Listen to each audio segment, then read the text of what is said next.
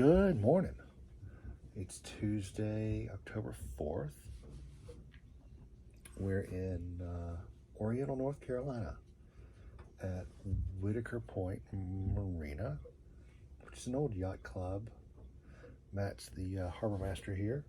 If you ever stop by, tell him hi. We came in yesterday and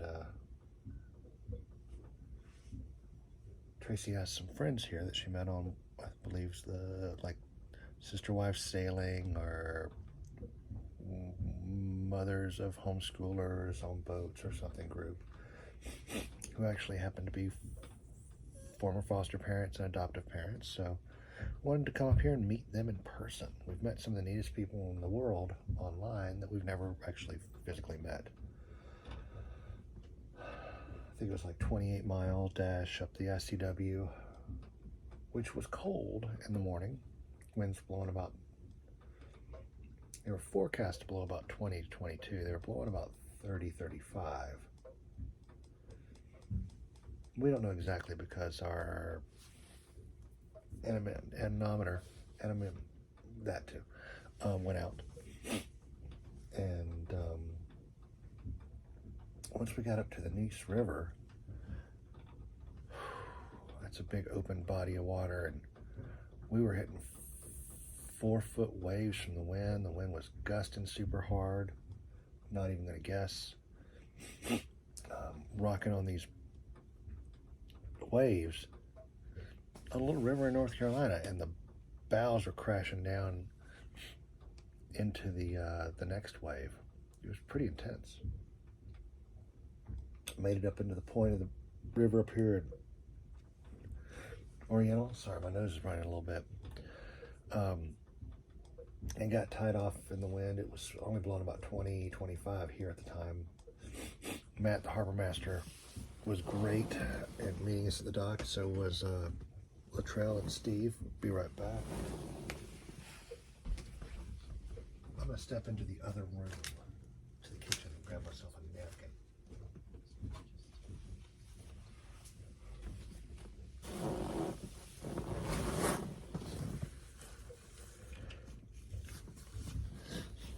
Met us at the dock, and this is more of a older style, not traditional dock. It's not floating, so it's very solid, and the tidal swing here is very, very low. I think it's only about a 2-foot tidal difference from high to low tide, so they don't have floating docks. They just have pilings with docks on the inside. So I got to use fender boards for the first time yesterday, and we had to set up our fenders horizontally so the pole of the piling wouldn't rub through the fiberglass or rub over more up the fiberglass dock rash. I don't even know what I'm saying this morning. They have the best showers here. All the boys usually go shower up at the marina. Tracy and I usually shower here on the boat. She went up, and I think she posted some pictures of just the pilot clothes because it was cold. It was in the 50s, but when it's blowing 20, 30 knots, it's wind chill's pretty brutal. We both have some windburn on our faces and my nose a little bit. We are wearing hats. We are wearing sunscreen and moisturizer all the time. And we were definitely covered. Not much exposed for the sun yesterday. I went in that shower, and I'm not even gonna lie, I don't feel bad about how long I showered. Later found out it's because they have a on-demand hot water heater, and I could have showered till now, which I might go do in just a while. And a water softener, and oh, it was good. So we got to meet our friends and sat and chatted with them on the boat. They deal with the same things that we do. With boat life, with kids, with the system, with foster kids and adoptive kids, and found that they tell stories the same way we do. It's 100 different points. This story, this story, this story, this story, this story, We're tangent storytellers. So we heard from our buddy Bev. He came through his surgery yesterday. It sounded like very well. He sounded in very good spirits last night. Tracy, he's posted some here online. Glad to hear that. My sister had some surgery yesterday. I know she's come out, but I know she's not being a good patient, and we need to work on that a little bit. But she is a Duncan, so it doesn't mean that you have to slow down at all. This morning I'm repping two things. I've got my old Playtown Swanee shirt,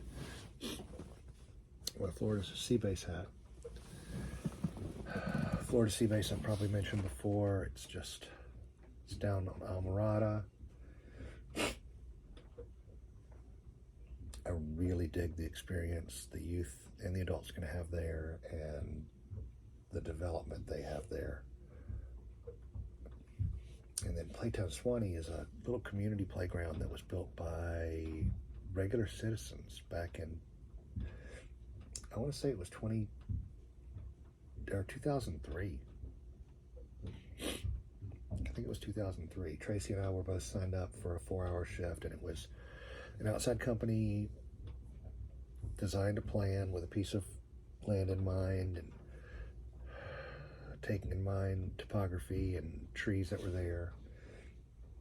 And in 5 days, they cut down the trees that they didn't want or need. They pulled the root structures up. There was no real grading or site prep. And then volunteers just showed up. Raw materials dropped on the ground over here. Volunteers showed up and just started building these playground structures. They had 3 or 4 employees from the architecture company that were there just to guide and to help people learn how to use some power tools. I was signed up for Saturday morning for a 4-hour shift with Tracy, and we ended up working all day Saturday, all day Sunday, and it's almost 20 years ago. I'm still repping the shirt. Shirt's older than most of my kids. But it was a tremendous community building experience, and I don't hear about that happening these days. Well, none of that happened in the last couple of years because of COVID, but, well, that's a side story. We got here yesterday about 3 o'clock, and it was amazing how well we kind of recharged our batteries last night. We're looking at the weather.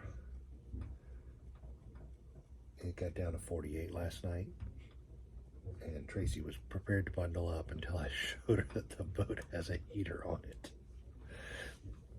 It's a water loop air conditioner. That's actually a heat pump, so it will reverse flow. Water still gets sucked in below the water line, through a strainer, through a 500 gallon per hour pump, and then through a condenser unit. And where on a heat pump system, on a regular air conditioner, you can just cool. On a heat pump system, there's a ball valve that reverses, that instead of dumping excess heat overboard, we're trying to absorb the excess heat out of the water and put into the atmosphere in here. And it's pretty dry heat. You don't have the condensation that you do for an air conditioner. It was very pleasant last night. It was 70 degrees, 71 degrees in here. I've got all that turned off right now because it's actually sitting right below where my camera is. We're in the salon. Right behind me is the kitchen.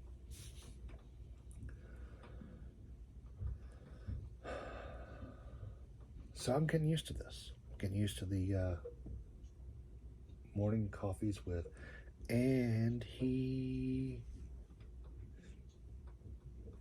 I gave Micah a choice to appear this morning, and he elected not to. I'm also trying to... Sorry about that little blip. I got a call and I had to jump in on that one. That was my buddy Michael back in Charleston, and they're just reporting in on their status and situation after Ian, and it was a great update to hear from him. He's, I'm not going to gush, but just a solid guy that I love to talk to, hang out with, learn from. So that's about it. That's what we got going on today. We're going to just finish up a little laundry. The winds look really light right now. I might try to talk Tracy into slipping out of here and making some miles. We got a little over 100 miles to get to Coin Jock. I'm looking forward to my prime rib. Let the kids have whatever they want, but they'll probably have a chicken tenders or a cheeseburger or something. There'll be hot sauce, I promise, son. But I'm going to have some prime rib at Coin Jock. It's all part of the experience. Anyway, guys, take care of yourselves. I look forward to these videos in the morning just to kind of talk and update and tell all my friends and family where we're at and what we're doing and how we're doing. And sometimes a typed out update you can word craft the words and you can say the rosy stuff, but if you can see somebody's face telling you how they're doing, you get a lot more out of it. So that's it for now. I'm uploading this one. I'm trying to upload some of my old coffee with Andy, and the connection here is pretty slow, but we'll see what time this one posts. Thanks, guys, and have a great day.